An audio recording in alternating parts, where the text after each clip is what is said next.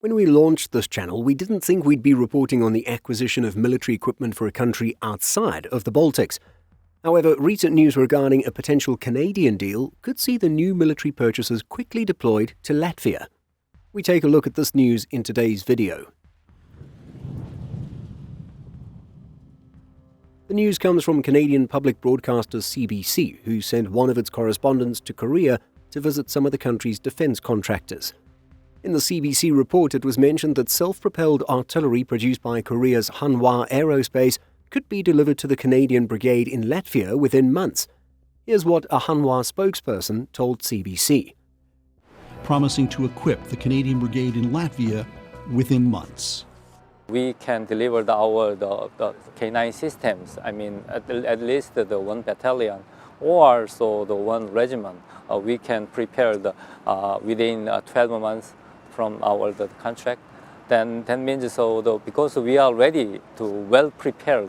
In our video about Canada's military commitment to Latvia, we mentioned that the M777 towed howitzer was being deployed by Canada in the Baltic nation. We also mentioned that Canada has a plan to procure between 80 and 98 self-propelled 155mm howitzers to modernize its forces and replace the towed guns.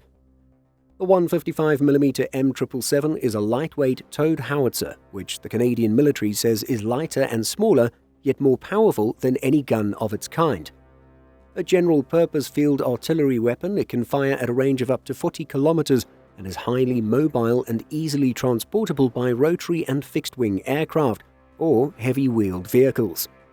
While being air-transportable is a great feature, the fact that it's a towed piece is a drawback for shoot-and-scoot operations. While the Ukrainians you see here are undeploying their M777 fairly quickly, it still takes much more time to pack up when compared to self-propelled pieces like the K9, PZH-2000, Archer and Caesar. Additionally, the M777 requires a crew of up to 8, while it's 5 for the K9. At the time of making this video, Canada has yet to place an order to fulfill its IFM or Indirect Fires Modernization project. This may change by the time you watch this video. The bigger context for Canada's consideration of Korean-made defense equipment is its changing relationship with the United States. And a Liberal government that says it's looking for alternatives to buying American. The old relationship we had with the United States, based on deepening integration of our economies and tight security and military cooperations, is over. With the Trump administration's decision to impose sizable tariffs on Canadian products, in addition to discussions of annexing Canada and making it the 51st state, the Canadian government is reconsidering arms purchases from American defense contractors. What I'd like to see, Canada become our 51st state. We give them protection, military protection. People say that would be a long shot. If people wanted to play the game right, it would be 100% certain that they'd become a state. South Korean defense contractors seem quite eager to form a long-lasting relationship with Canada, as noted in the report. But South Korea is offering more than just toys. They're proposing a relationship. We do not think of this as a single one-time deal between two countries. It's not a transaction for us, says South Korea's Deputy Defense Minister. We see this as strengthening Canada's defense industry and the strategic partnership between our countries. However, despite the enthusiasm, CBC notes that there's deep skepticism among South Korean defense and foreign policy officials and observers that Canada is serious about moving away from its pre-existing relationship with American defense contractors. But as noted earlier, Hanwha Aerospace is quite eager to sell its K9 howitzers to Canada, highlighting that they can be deployed to support Canada's multinational brigade in Latvia in less than a year. Quite an appealing offer if we're talking about brand new equipment.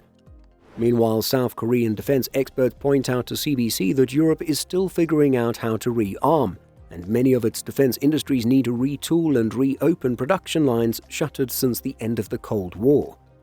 We've discussed artillery a lot on our channel thus far, covering Estonia's K9s and Caesars, Latvia's M109s, and Lithuania's PZH-2000s. Be sure to check those videos out after watching this if artillery is something you're particularly interested in. But when it comes to Canada's potential purchase from South Korea, well, it would seem like a decent fit. as training could be done with neighbouring Estonian forces and their K9 systems.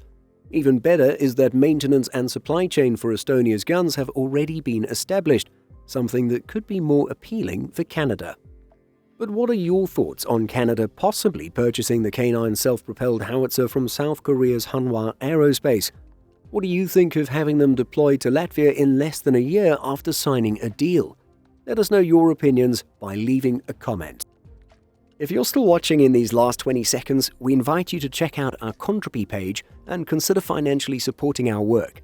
Use the QR code or the link in the description to learn more.